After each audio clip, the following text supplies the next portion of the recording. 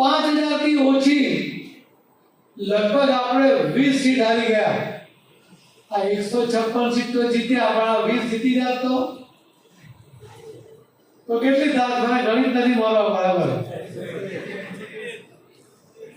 હું તો 182 કહેતો હતો। તમને બધાને એવું હતું કે આ પ્રમુખ નવો આવ્યો છે, ઠોકમ ઠોક કરે છે, એવું લાગતું હતું ને? કેટલાક એવું લાગતું કે આ ભાઈ જાદુઈ લાકડી હશે, ફેરવશે એટલે જીતી જઈશું। મારી પાસે જાદુઈ લાકડી નથી, પણ જાદુઈ લાકડો છે, લાકડો। એ લાકડાને તમે જાણો છો? એ લાકડો એટલે ભારતીય જનતા પાર્ટીના કાર્યકર્તા। ભારતીય જનતા પાર્ટીને લગભગ 7, 8, 9 વખત એ સતત જીતાડી છે। એના માટે તમારા બધાને અભિનંદન સાથે તમારો આભાર માનું। પણ કોઈ જગ્યાએ કાચું કાપો છો। ડેડિયાપાડા તમે જીતી નહીં શક્યા,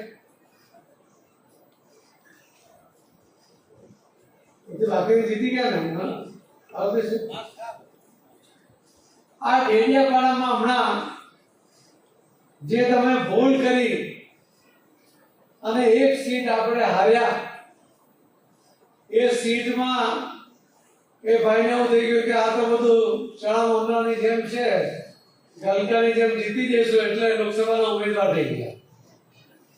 એને ખબર નથી કે અહીં બેઠેલી આ સેના એને એના ઘરમાં હરાવવા માટે તૈયાર કરી છે। તમે એનો ગણિત લો કે એને આ પાર્ટી એને 2022માં આ લોકસભાની અંદર 13% મત મળ્યા, કોંગ્રેસને 26% મત મળ્યા, ભારતીય જનતા પાર્ટીને 51% મત મળ્યા। આ વખતે ઇલેક્શન તો મોદી સાહેબનું છે એટલે 10-15% મત તો મનસુખભાઈમાં વધી જવાના છે, એટલે 51 ને બદલે 65-66% મત થઈ જશે।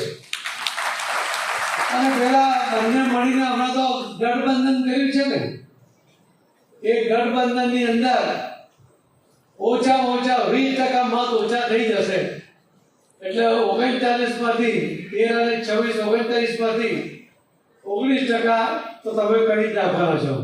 કરી નાખશો ને? પણ મારે તો તમારી પાસે બીજા 3% વધારે માંગવા છે। હવે 3% મત બીજા વધારે મારી ઓછા કરી દો કે ભાઈ બહુ ખુદક કરે છે ને, એની ડિપોઝિટ જમા થઈ જાય। 16% મત એનાથી ઓછા મત મળે એટલે ડિપોઝિટ। હવે આ જે સીટ છે 7 વિધાનસભાથી બનેલી આ ભારતીય જનતા પાર્ટી જે જીતેલી ભરૂચની આ લોકસભામાં એક સીટ આપ જીતી છે, 6 સીટ ભારતીય જનતા પાર્ટી જીતી છે, એમાં 4 સીટમાં આપની ડિપોઝિટ ગઈ છે। હવે એ તમારી સામે લડવા નીકળી પડે છે। આ ફિગર તમને એટલા માટે સમજાવું છું કે આ ધ્યાનમાં તમારા હોવા જોઈએ કે આ વખતે તમારે લીડનો રેકોર્ડ કરી શકો એ પ્રકારની સ્થિતિ છે તમારી સામે। આપનો કે ઇન્ડી ગઠબંધનનો સૌથી નબળો ઉમેદવાર એ ભરૂચમાં છે, એની ખો બોલાવી દો। તમારી જે ભૂલ થઈ છે, તમારા કપાળે જે કલંક છે ડેડિયાપાડા હારવાનું, એ આ વખતે એની ડિપોઝિટ જમા કરીને એને સુધારી લેવાનું છે।